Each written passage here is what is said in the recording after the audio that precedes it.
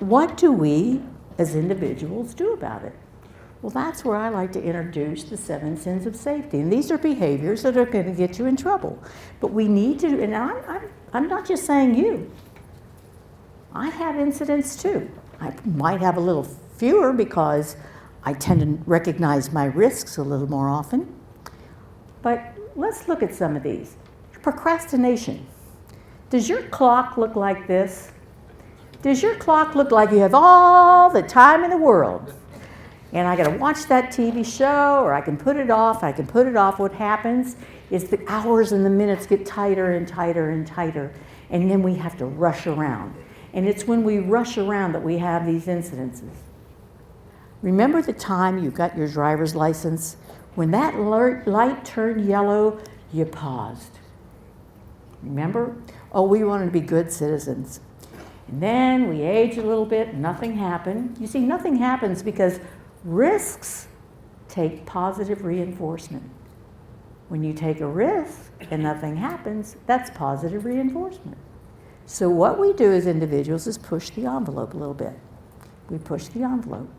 We take that risk and we go through the beginning of the yellow light, and then we might go through the end of the yellow light. And for some people who are very, very bold, they might even go through the red light. And why? Because we're procrastinating and we're rushing around. And many of you know the safety triangle, and I know there's differences of opinion about the safety triangle. Usually most people believe for every 300 incidences, there's 27 that are really hazardous or really hurtful, and 1 that's fatal. There's different numbers, regardless though, whether the pyramid is broad-based or narrow-based, still, there's more incidences at the bottom, in the middle, serious injuries, and top fatality. So what I'd like to do is have a volunteer come up, and when the volunteer comes up, I want to drive this point home visually. So sir, would you please come up? Thank you. This was a little prearranged because he knew he's going to get a gift at the end. Hi, I see your name is Blair. Would you like to introduce yourself? I'm Blair Goddard, Field Superintendent with Precision Drilling. Thank you very much. Blair, what I'd like to do is, hold on just a second.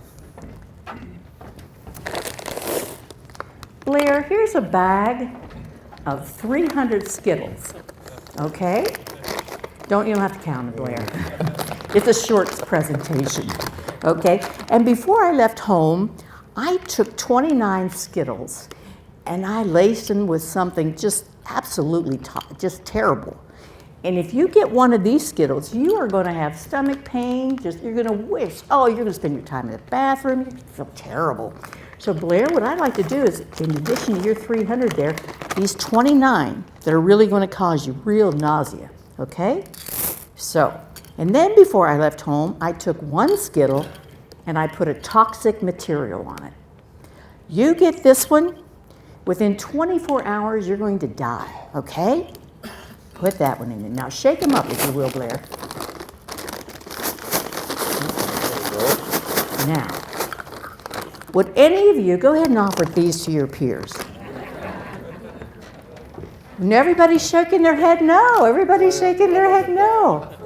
Oh. We got no takers. No takers. Come on up, Blair. Why do you think there's no takers? They're worried about that one. They're worried about that one. You got the right answer, Blair. For that, you get a gift. Thank you. Thank you. You know, we had 300 in here, just like that triangle. But we don't know if that next one's going to kill us. So we may go through that intersection 600 times, 900 times, 1,200 times. But that one day, maybe, we won't go through that many times.